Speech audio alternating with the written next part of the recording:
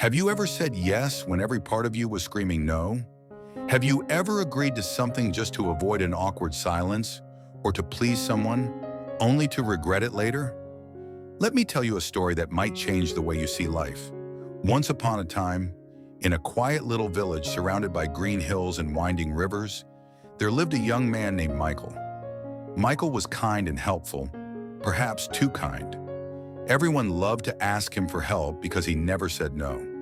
He would carry buckets of water for his neighbors, fix broken clocks, clean dusty houses, and even water gardens in the scorching sun. But Michael's own small house was a mess. His roof leaked when it rained, his garden was overgrown, and his own dreams felt buried under the weight of others' requests. Michael thought that helping others would make them love him, and maybe he believed it would make him feel valuable too. But deep inside, he felt empty, tired, and restless. One hot afternoon, Michael and his friends sat outside under the old mango tree. They were frustrated. They had tried to organize a small village game, but every little request they made for help was ignored, except by Michael. Yet even with all his work, he felt sad. "Why do I help everyone and yet feel so alone?" he whispered. His friends nodded in silence. It was around this time that Michael's uncle, a wise traveler and merchant who had wandered through many lands, returned to the village. He saw Michael looking exhausted, his face shadowed with worry. "Why do you carry everyone's burdens on your back, boy?" his uncle asked one evening as the sunset painted the sky pink and gold.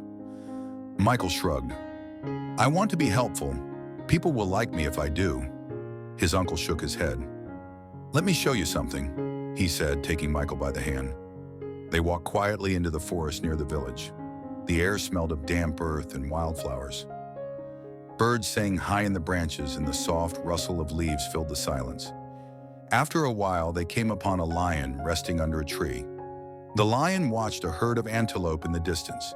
It did not chase every animal it saw. It picked one target carefully and waited patiently. "Do you see that, Michael?" his uncle asked. "The lion doesn't waste its energy on every antelope. It chooses. If it chased everything, it would catch nothing. Saying no helps you stay focused and strong." They walked further until they reached a river. Michael noticed the clear water and how it flowed steadily over rocks. His uncle picked up a handful of sand from the bank. "If you try to empty your cup for everyone else," he said, sprinkling sand into the water, "you'll be too full of other people's troubles. You must remove the sand from your own cup first, or your life will become messy and heavy." Michael listened, eyes wide as the lesson sank in. Back at his home, his uncle helped him repair the roof and clean the house. Doctors don't accept every patient at the same time. They say, "No, wait your turn." Because if they rush, mistakes happen. A no to others is sometimes a yes to yourself. Your no is not a rejection of another person. It is a boundary protecting your power. Michael's heart began to change. For the first time, he understood that helping himself was not selfish. It was necessary. The next day, when a neighbor asked Michael to paint their fence, he paused. He thought about his uncle's words and the sand in his cup. "I'm sorry," Michael said gently. "I can't help today. I have to finish my own house first." He felt a strange peace. He realized that saying no was not cruelty. It was respect for himself and for the people he wanted to help. Over time, Michael learned to balance kindness with boundaries.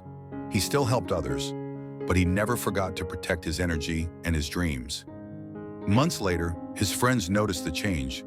Michael smiled more, walked with confidence, and even had time to plant flowers in his own garden. They realized that his help was now more powerful because it came from a full, happy heart rather than an exhausted one. Michael never forgot the forest, the lion, and the lesson his uncle taught him.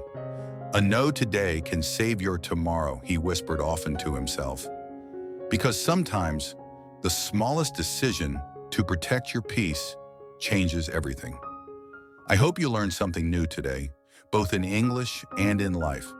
If this story touched your heart, please like, share, and subscribe to my channel for more motivational stories.